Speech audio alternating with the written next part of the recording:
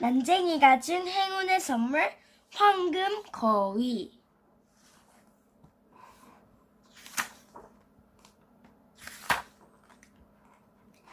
옛날에 아들 삼형제가 살았어요.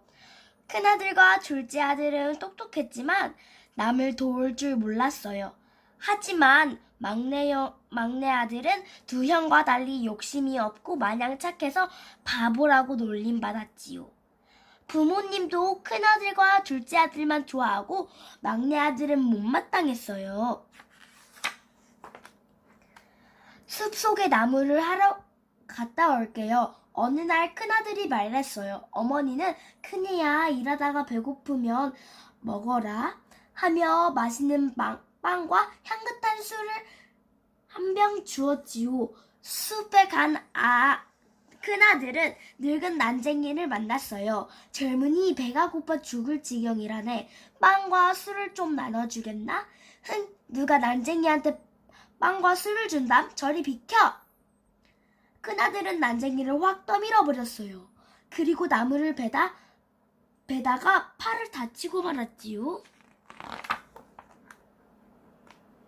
숲속에 나무를 하러 갔다 올게요. 이번에는 둘째 아들이 말했어요. 어머니는 작은애야 일하다가 배고프면 먹어라 하며 맛있는 빵과 향긋한 술을 한 병을 주었지요.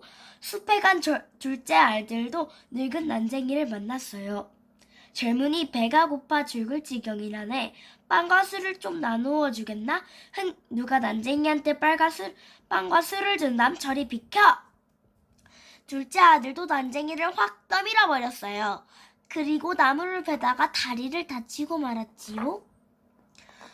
저도 숲속에 나무를 하러 갈래요. 이번에는 막내 아들이 말했어요. 어머니는 아유 너 같은 바보가 나무를 베기나 하겠니? 하며 맛없는 빵과 쓴 술을 한 병 주었지요. 숲에 간 막내 아들도 늙은 난쟁이를 만났어요. 젊은이 배가 고파 죽을 지경이라네. 빵과 술을 좀 나누어 주겠나? 맛없는 빵과 쓴 술밖에 없지만 같이 드세요. 막내 아들은 난쟁이와 같이 빵과 술을 맛있게 먹었어요. 젊은이는 마음씨가 고운 사람이군. 내가 행운을 나눠주지. 저리 가면 늙은 나무가 있는데 그 나무를 베면 뭔가 나올 거야. 난쟁이는 이 말을 남기고 가버렸어요. 막내 아들은 난쟁이가 말한 곳에 가서 나무를 베었어요. 황금나무가 쓰러지자 그 자리에 황금 깃털이 번쩍번쩍 빛나는 거위 한 마리가 나타났지요. 막내 아들은 기뻐하며 황금 거위를 안고 집으로 향했어요. 날이 어두워지자 막내 아들은 황금 거위를 안고 여관으로 갔어요. 그곳에서 하룻밤을 자고 갈 생각이었거든요.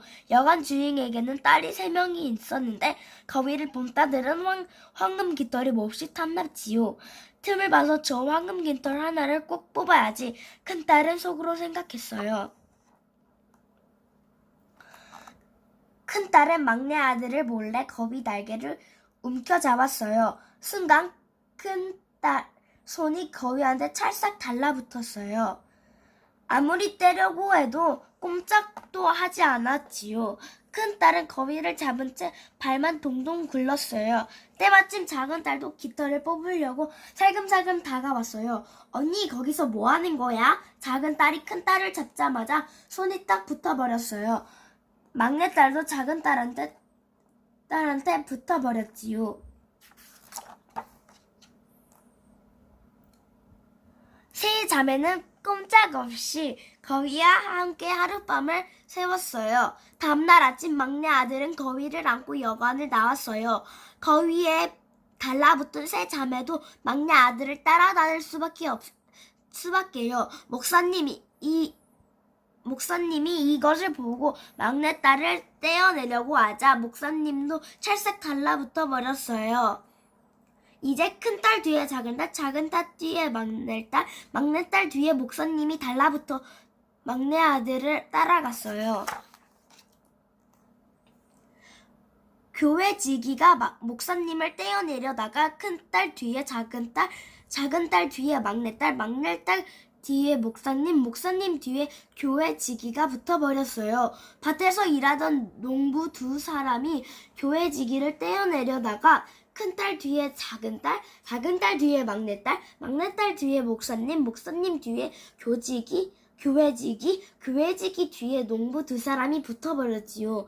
막내 아들이 서면 뒤에 붙어 있는 사람들도 서고 막내 아들이 뛰면 사람들도 따라 뛰었어요. 어느덧 막내 아들은 웃지 않은 공주가 사는 나라에 왔어요. 왕은 공주가 걱정스러워 이렇게 말했어요. 여봐라, 누구든 공주를 웃기는 사람은 내 사위로 삼겠다. 막내 아들은 황금 거위를 안고 공주에게 갔지요. 황금 거위 뒤에 큰딸, 큰딸 뒤에 작은딸, 작은딸 뒤에 막내딸, 막내딸 뒤에 목사님 뒤에 교회지기 뒤에 농부 두 사람이 붙어서 졸졸 따라다니는 꼴을 보고 공주는 배꼽을 쥐고 웃어댔어요. 바로 그때 마법이 풀리듯 황금 거위에 붙어있던 사람들도 떨어졌어요. 임금님 약속대로 공주님과 결혼하게 해주십시오. 막내 아들이 들뜬 목소리로 말했어요. 하지만 왕은 막내 아들을 사위로 삼기 싫었지요. 자네가 궁전 제야실에 있는 술에 모두 마실 수 있는 사람을 데려오면 결혼해주겠네. 막내 아들은 언뜻 황금 거위를 준 난쟁이가 떠올랐어요. 그래서 당장 숲으로 달려갔어요. 아, 목말라. 술이 마시고 싶어. 어떤 사람이 숲에서 중얼거리는 게 보였어요. 그래서 막내 아들이 그 남자를 데려왔더니 궁전 지하실에 있는 술을 다 마셨지요. 임금님 약속대로 공주님과 결혼하게 해주십시오. 막내 아들이 말했지만 이번에도 왕은 약속을 어겼어요. 궁전들의 산더미 같은 쌓여있는 빵을 다 먹을 수 있는 사람을 데려오면 결혼해주겠네. 막내 아들은 또 숲으로 달려갔어요. 아, 배고파. 빵을 먹고 싶어. 어떤 사람이 숲에서 중얼거리고 있었지요. 막내 아들은 그 남자를 데려왔더니 궁전들에 있는 많은 빵을 모두 먹어치웠지요. 임금님 약속대로 공주님과 결혼하게 해주십시오. 막내 아들이 말했지만 왕은 또 억지를 부렸어요. 물에서도 가고 땅에서도 갈 수 있는 배를 가져오면 결혼해주겠네. 막내 아들은 또 숲으로 달려갔어요. 그러자 이번에는 늙은 난쟁이가 나와서 말했어요. 나는 젊은이를 위해 술을 마시고 빵을 먹었네. 이제는 배를 주지. 모두 젊은이가 나한테 친절을 베풀어주기 때문이네. 막내 아들은 난쟁이가 준 배를 가지고 궁전으로 갔어요. 임금님, 물에서도 가고 땅에서도 가는 배를 가져왔습니다. 약속대로 공주님과 결혼하게 해주십시오. 왕도 더 이상 버틸 수는 없었지요. 마침내 막내 아들은 공주와 화려한 결혼식을 올렸지요. 왕이 죽은 뒤에는 막내 아들이 왕국을 물려받아 아내와 함께 행복하게 살았답니다.